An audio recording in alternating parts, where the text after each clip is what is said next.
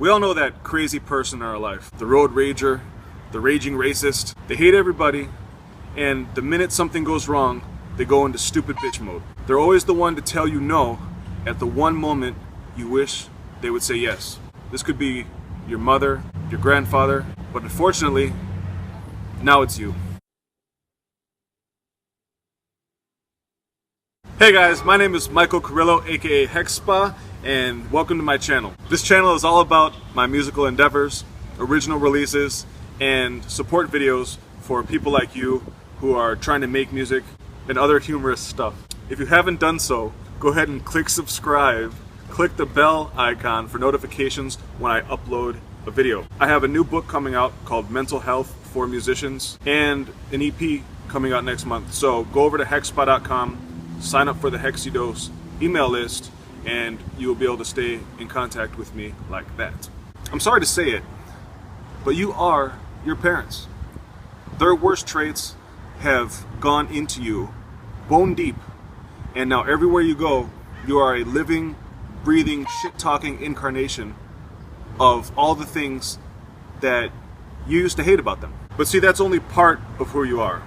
All that terrible stuff is what I like to call the red zone, where you're most likely to snap, react, and it might also be the yellow zone, where you're constantly stressed, nervous, thinking about something bad going to happen, or worrying about something that might have already happened. Well, there's red and yellow, so you might be thinking there's a green zone, and you're right. But I'm not a street light, I'm a special snowflake. Take it easy there, yellow snow. I can hear you screaming. That's why I'm about to tell you why you need to know about these different states, how they work together, and the pros and cons of each. So you might be wondering, why should I be listening to a fat 30-year-old on YouTube about psychology and mental states? Well, that's because I've been a redliner for much of my life, drawing people away, freaking out at the worst times possible, and as a result, I've had to find a way more toward the yellow and to green states, so I've lived this firsthand. You might find yourself in a similar spot, being a rage addict, or you might be more of a chronically green zone kind of person and never motivated to actually get anything done. So let's start with the green zone. The green light, hippie's paradise. This is where you're feeling very blissed out. The best time to access this state is when you wake up in the morning before your mind starts to take over. This is a state where you're gonna feel empathy with others, more of a sense of oneness, calmness. It's also a great state to contrast the other more stressful states to allow creativity to bubble up. It's also where you're probably gonna find your sense of humor and other likable traits. The downside of the green zone is that you might not be able to assert yourself from that place, and you might not feel like going after some of the desires you may have. Some people say that you can remain in the green zone even under extreme duress. I'm going to assume that's not you, and we'll move on. The next state is the yellow zone. Hillbilly mudslide, the danger zone, yellow snow, whatever you want to call it. This state is most likely to arise when your girlfriend is putting her finger over the camera aperture. People are talking in the background, your boss is being a dick, or you got cut off in traffic. Any situation which is going to cause you stress is likely to push you into the yellow zone. Another time that you'll find yourself in the yellow zone is when you're learning a new skill, such as making YouTube videos, practicing an instrument that you're not familiar with, or studying for an exam. The yellow zone is a danger zone because you might go directly from green to red, and that's known as snapping, and that's going to be caused by repressed anger.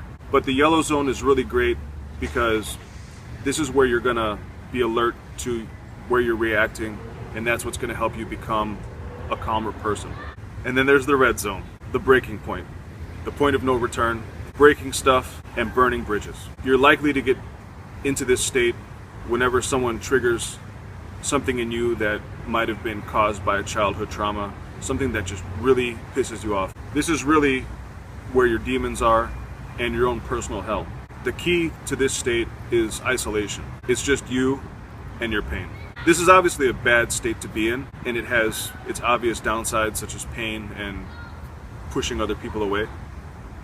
But there's a good side to it, and that is you can really see where you need the most work. By shoring up the leaks you have in this area, you'll be able to get yourself into a yellow zone and ultimately maintain that green zone state.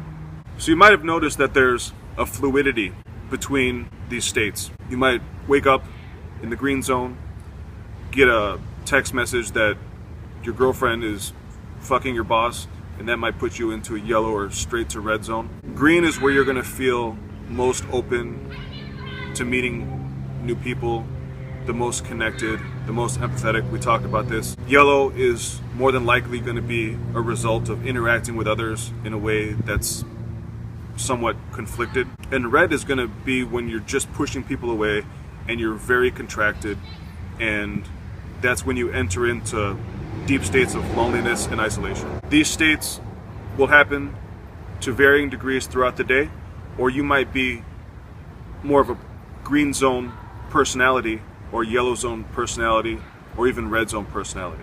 It's important to identify what state you're in at any given time, and also to know whether or not this applies to you as a whole personality type. You might think that you always want to be in the green zone, but people like to overcome challenges, and the reality is you probably have some emotional challenges you're going to have to deal with regardless.